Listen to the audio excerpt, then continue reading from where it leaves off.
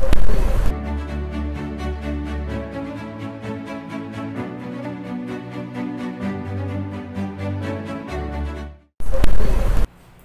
am Brother Michael Angelo Flores from the Order of Friars Minor Capuchins. At ako po ngayon ay nasa ika-10 taon na ng aking paglalakbay sa buhay relihiyoso since I had my temporary profession in year 2011.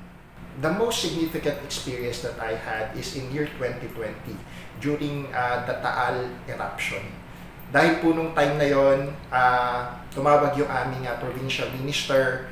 At dahil nga po sa Tagaytay, we have 2 parishes. At nararapat lang na bilang mga religious o bilang mga namamahala doon sa dalawang parokyang ito na kongregasyon or order, dapat kami yung maging first responder sa pangailangan ng mga tao. And that time, we are being asked to put up an evacuation center for the people para sa mga naging biktima noong Taal eruption. Pero wala po ako personally karanasan how to manage an evacuation center. And I remember that time I'm in the Sumascan Convent, tinatanaw ko po yung naging damage noong pagsabog ng bulkan nung tumawag yung aming provincial minister for that task. At sabi ko nga doon sa mga kapatid na Sumascan, "Sister, pwede po ba kayong maging cook?" And then I started to ask help from the organizations in the parish para magkaroon kami ng tasking kung sino yung sa transportation, kung sino yung magpo-provide ng damit at magpe-prepare noong lugar kung saan namin sila i-accommodate. And that time, that was January 12. Ito yung pinakamalaking challenge on my part na inatasan ng mamahala ng evacuation center to think how to respond to the immediate needs of the people. During mo, that was January 12 and the evacuation lasted until January 27. That was almost 15 days na we have 300 plus of evacuees na kung saan isipin mo yung araw-araw nilang pangailangan, hindi lamang yung pangailangan nilang physical sa pagkain, kung hindi yung pangailangan din nila ng psychological debriefing kasi nga they were in trauma dahil sa biglang pagsabog ng bulkan. At syempre, paano rin kami tutugon sa kanilang pangailangan spiritual.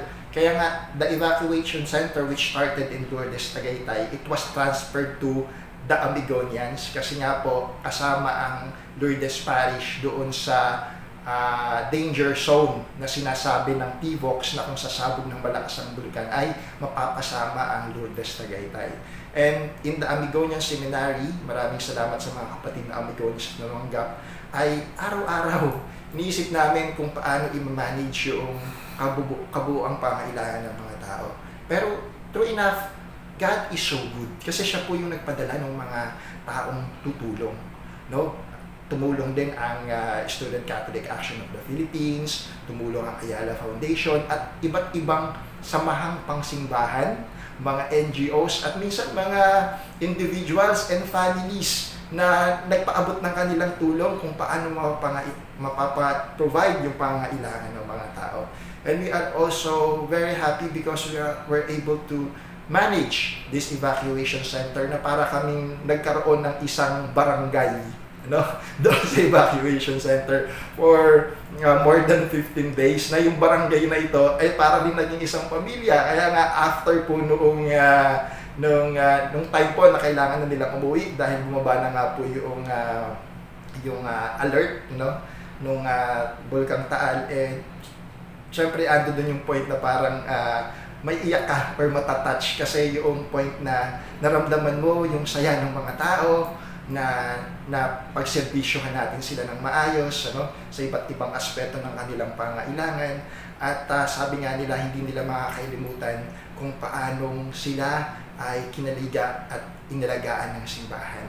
And for me as a missionary, it is something very significant for me na ginagamit tayo ng Panginoon sa pagtugon ng sa pagtugon sa pangailangan ng ating mga kapatid, lalo higit sa panahon ng mga sakuna o mga kalamidad. So, in this year of the 500 years of Christianity in the Philippines, what for me is the thing gifted to give as a missionary. Unang-una, nagpapasalamat ako sa Diyos sa aking buhay na pinagkaloob niya sa akin at sa biyaya ng bukasyon bilang kaputsino na maging kapatid para sa lahat. Para sa akin, ito ay hindi lamang para sa aking sariling pag-unlad sa kabanalan o sa paglilingkod, kung hindi mas nararamdaman ko ang aking aktibong partisipasyon bilang kabahagi ng katawan ni Kristo, bilang tagapagpatuloy ng misyon ni Kristo na kumalinga sa mga nangangailangan.